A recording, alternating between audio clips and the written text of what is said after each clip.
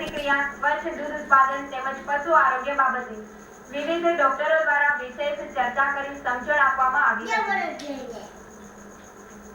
આ કેમ્પમાં દવા વિભાગમાં 82, ગાયનેક વિભાગમાં 63, સર્જરી માટે 39 પશુઓની સારવાર કરવામાં આવી હતી તેમજ 2340 પશુઓને પ્રાથમિક સારવાર આપવામાં આવી હતી। ઉપરાંત 350 પશુઓને રસીકરણ કરવામાં આવ્યું હતું। આ પશુ કેમ્પમાં doctor Bhavika Patel, doctor Jayesh, doctor Desai, doctor Kothadiya, doctor Gajendra, doctor Bhimani, doctor Panera, doctor Vadariya, doctor Khanpara તેમજ જૂનાગઢ પશુપાલન અધિકારી doctor Ladani, Junagadh veterinary doctor Bhalani સાથે ડોક્ટર ગુજરાતીએ ખડે પગે સેવા આપી હતી।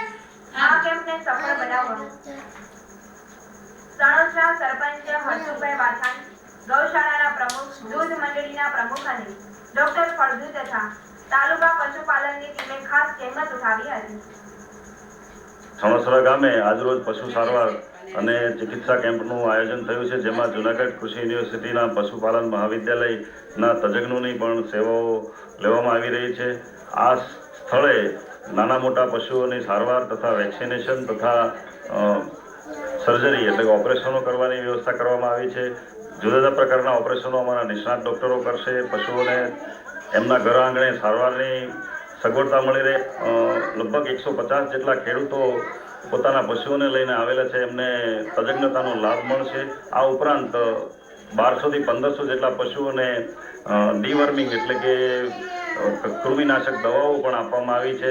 સણોસરા જે કેમ્પ ચાલુ છે એની ડૉક્ટર ફળદુ અને ડૉક્ટર પાનેરા સાહેબે કરેલી છે અને એક પશુપાલન શિબિરનું આયોજન કરેલું અને એ આયોજનની અંદર લગભગ 400 જેટલા પશુપાલકો હાજર રહી અને જે પશુપાલનનું જ્ઞાન છે કે પશુ કઈ રીતે પાળવું જોઈએ, એની માવજત શું કરવી જોઈએ, એનું સંવર્ધન કેમ કરવું, એને પોષણ શું આપવું, એ અલગ અલગ વિષય નિષ્ણાતોએ એ રીતે બધાએ પોતાના વિષયને પૂરતો ન્યાય આપી પ્રશ્નોત્તરીનું આયોજન કરી અને બહુ સારા એવા પ્રસંગનું સમાપન કરેલ છે।